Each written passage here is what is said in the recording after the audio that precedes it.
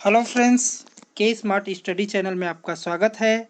आज के इस वीडियो में हम बहुचर्चित वर्तमान में बहुचर्चित रहे टॉपिक बिंदुओं पर चर्चा करेंगे, जिसमें गलवान वैली जो भारत और चीन के बीच विवाद का कारण बना हुआ है, मोबाइल लैब, सत्यभामा, पढ़ाई तुहर द्वार portal, world blood donor day जैसे महत्वपूर्ण बिंदु पर चर्चा करेंगे, जो कि हमारे आगामी एग्जामिनेशन के लिए बहुत ही महत्वपूर्ण और इम्पोर्टेंट है। आप सभी को विश्व योग दिवस की हार्दिक शुभकामनाएं और साथ में फादर्स डे भी है, जिसकी आप सभी को बहुत बहुत हार्दिक बधाई। अगर आपने हमारे चैनल को अभी तक सब्सक्राइब नहीं किया है तो सब्सक्राइब ज़रूर कर ले, ताकि आने वाले वीडियो आप तक पहुंच सके। तो आइए दोस्तों, देखते हैं हमारा आज का टॉपिक। सबसे पहला टॉपिक हम देखते हैं दोस्तों, वर्ल्ड ब्लड डोनर डे, विश्व रक्तदान दिवस।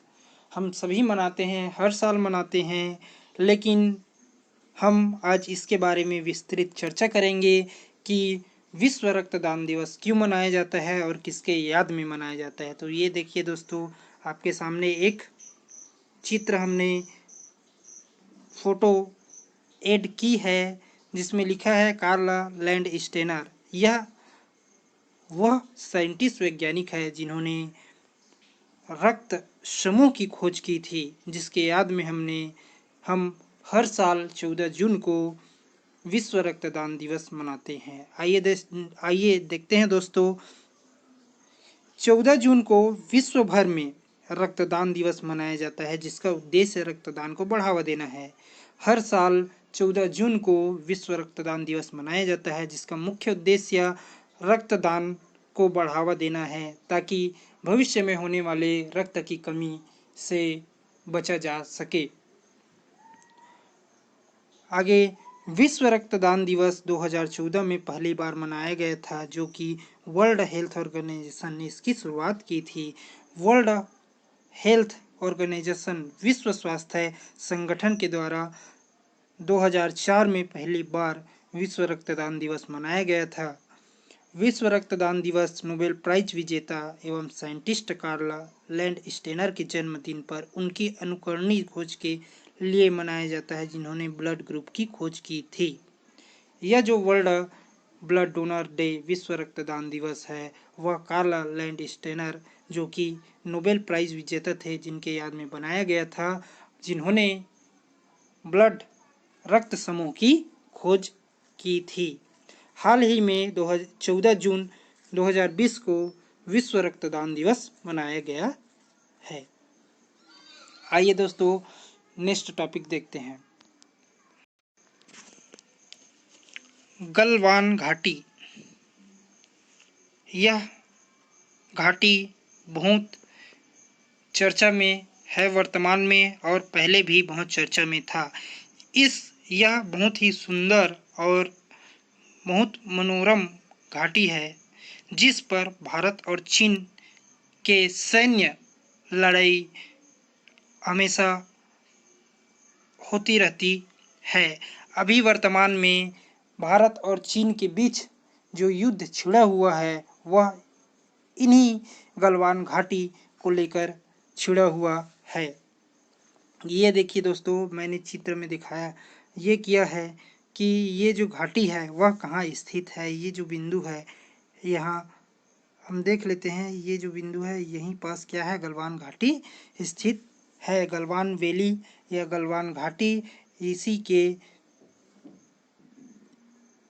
जो कि क्या है, LAC, जो भारत के LAC जो लाइन ऑफ एक्चुअल कंट्रोल है उस पर है। तो आइए इसके बारे में हम कुछ चर्चा करते हैं।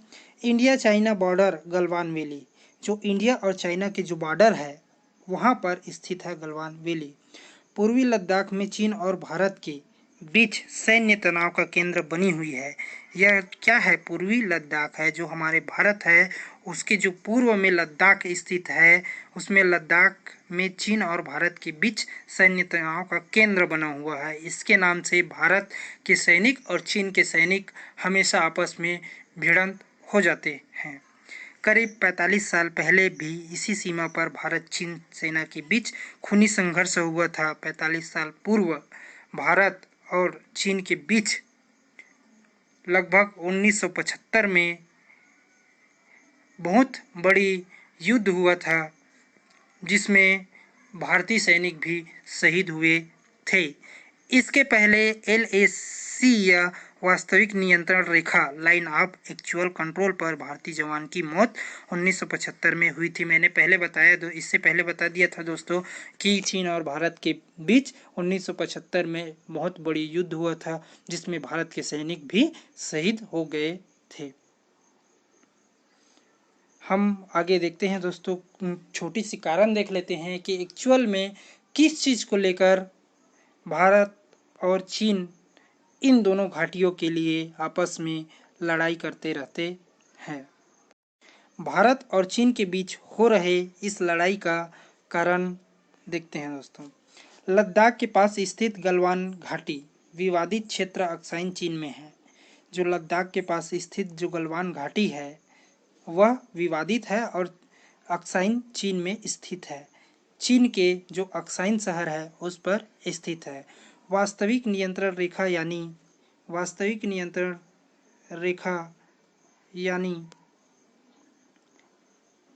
LAC अक्साई चीन को भारत से अलग करती है। जो LAC है लाइन ऑफ एक्चुअल कंट्रोल जो है वह क्या करती है? अक्साई चीन को भारत से अलग कर देती है। भारत से अक्साई जो चीन है उसको अलग कर देती है। अक्साई चीन को विवादित क्षेत्र इसलिए कहा जाता है क्योंकि इस पर भारत और चीन दोनों ही अपना दावा करते हैं। लड़ाई इसलिए होती है क्योंकि यह जो गलवान घाटी है यह पर चीन और भारत दोनों ही अपना दावा करते हैं। ये घाटी चीन के दक्षिणी शिनजियांग और भारत के लद्दाख तक फैली है। गलवान घाटी के पास दोनों के कारण इस इलाके को गलवान घाटी कहा जाता है। ये जो घाटी है गलवान नदी के पास स्थित है, इसलिए इनको गलवान घाटी कहते हैं। नदी का नाम गुलाम रसूल गलवान के नाम पर रखा गया था, जो कि क्या थे? कश्मीरी वंश के लद्दाखी खोजकर्ता थे जिन्होंने इनकी खोज की थी। पहली बार नदी के रास्ते का पता लगाया था। कौन थे? गुलाम रसूल गलवान, जिन्होंने पहली बार नदी के रास्ते का पता लगाया था। इसलिए ये जो गलवान घाटी है वह इनके नाम पर रख दिया गया था। नदी की लंबाई लगभग 80 किलोमीटर है और तेजी से बह रहा है। 16 जून 2020 को फिर एक बार चीन और भारत के बीच सैन्य विवाद बढ़ गई है। 16 जून को हुई सैन्य टकराव में भारत के जवान भी शहीद हुए हैं। तो ये था दोस्तों गलवान घाटी की विवाद का कारण।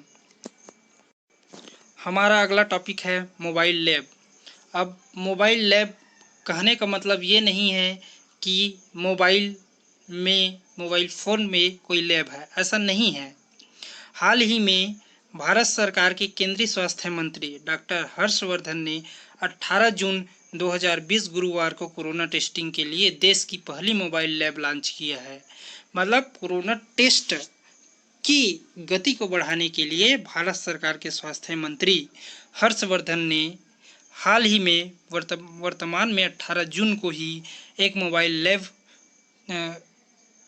का लॉन्च किया है, जिससे कोरोना टेस्टिंग के साथ साथ टीबी और HIV टेस्ट भी संभव होगा। मोबाइल लैब को पूरी तरह से आधुनिक सुविधा से तैयार किया गया है। यह जो मोबाइल लैब है एक गाड़ी पे इसको सेट किया गया है, इलेक्ट्रॉनिक आधुनिक सुविधा से तैयार किया गया है, जिसमें पूरी सारे टेस्ट के समाने हैं और वो एक छोटी सी गाड़ी में व्यवस्थित है। इस गाड़ी के माध्यम से हम कहीं पर भी जाकर कोरोना टेस्ट कर सकते हैं, जो कि अभी तक का सबसे अच्छा कोरोना टेस्ट आधुनिक लैब माना जा रहा है।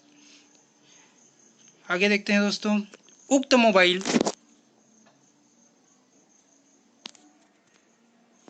मोबाइल लैब को एक गाड़ी के अंदर आधुनिक तरीके से तैयार किया गया है। ये जो मोबाइल लैब है, इसको एक गाड़ी के अंदर आधुनिक तरीके से तैयार किया गया है। ये देखिए दोस्तों, ये गाड़ी है, इसके अंदर ये सारे उपकरण रखे गए हैं जिससे हम कोरोना का टेस्ट कर सकते हैं।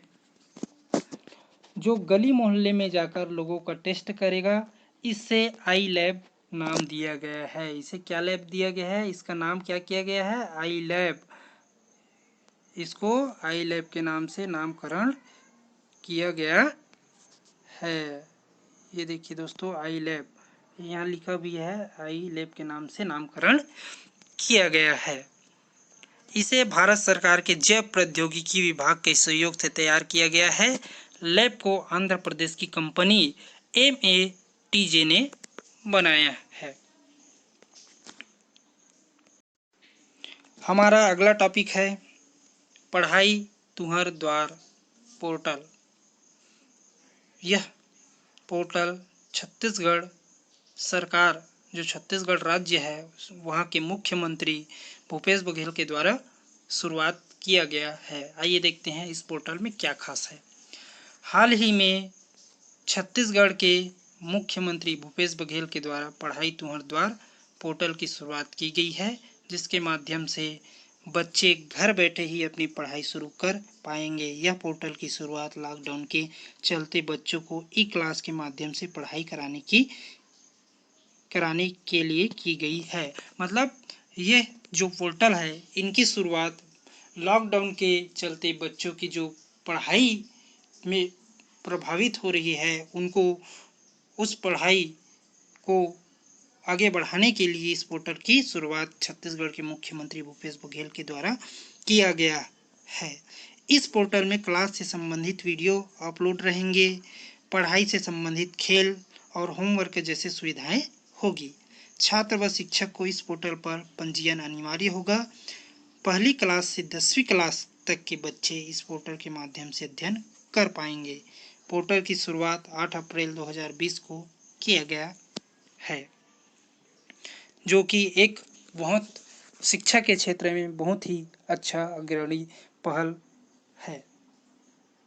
हमारा अगला टॉपिक सत्यभामा एक महत्वपूर्ण टॉपिक है, जिसकी शुरुआत 20 जून 2020 को हुआ है। आइए देखते हैं इसमें क्या खास है।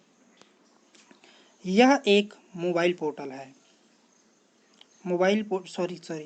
यह एक वेबसाइट पोर्टल है, मतलब इंटरनेट पे चलने वाली एक पोर्टल है, जिसमें देश के खनिज और खनन क्षेत्र में डिजिटल प्रौद्योगिकी की भूमिका को बढ़ावा देने डिजाइन और विकसित किया गया है। जिसमें खनिज और खनन क्षेत्र को डिजिटलाइज्ड करने के लिए तैयार किया गया है। नेशनल इंफॉर्मेशन सेंटर NIC की माइंस इंफॉर्मेशन डिज़ाइन इस पोर्टल की कार्यान्वयन एजेंसी है। मतलब इस पोर्टल को कार्यान्वित करने का कार्य NIC की माइंस इंफॉर्मेशन डिवीज़न के द्वारा किया जाएगा। पोर्टल के माध्यम से केंद्र सरकार का उद्देश्य खनन और खनिज क्षेत्र में गुणवत्ता और नवीन अनुसंधान और विकास कार्य के लिए शोधकर्ताओं और वैज्ञानिकों को प्रोत्साहन करना है। इस सत्यभामा पोर्टल का मुख्य उद्देश्य खनिज और खनन क्षेत्र में गुणवत्ता और नवीन अनुसंधान विकास कार्य शोधकर्ता को प्रोत्साहित करना है।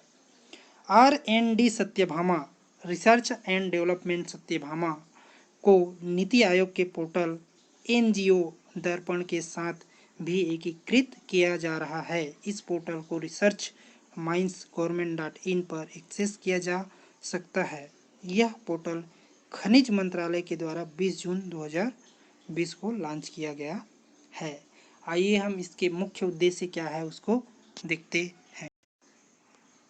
पोर्टल का मुख्य उद्देश्य सत्यभामा जो पोर्टल है, जो वेबसाइट है, इसका मुख्य उद्देश्य क्या है। इस पोर्टल के माध्यम से केंद्र सरकार का उद्देश्य खनन और खनिज क्षेत्र में गुणवत्ता और नवीन अनुसंधान और विकास कार्य करने के लिए शोधकर्ता, वही जो पिछले हमने बताया है, को प्रोत्साहन देना है। यह पोर्टल इस क्षेत्र में सरकार की विभिन्न योजनाओं की प्रभावशील और क्षमता बढ़ाने में मदद करेगा। इस क्षेत्र के संस्थानों को विभिन्न अनुसंधान और विकास आधारित परियोजनाओं के लिए आवंटित धन का उचित उपयोग, खनिज संसाधन के उचित उपयोग और संरक्षण को सुनिश्चित करने में मदद करेगा। मतलब कहा जाए तो खनिज विभाग के लिए यह बहुत ही अच्छा पोर्टल साबित होने की बात कही गई है। तो ये था दोस्तों हमारा आज का महत्वपूर्ण, इस वीक का महत्वपूर्ण 5 टॉपिक्स, जो कि एक किसी भी एग्ज़ाम के लिए बहुत ही इम्पोर्टेंट है। हमारा यह वीडियो कैसा लगा दोस्तों, कमेंट और लाइक करके ज़रूर बताएं और अधिक से अधिक सब्सक्राइब और शेयर करें। फिर हम इस तरह के वीडियो को लेकर आपके बीच में नेक्स्ट वीक उपस्थित होंगे। धन्यवाद।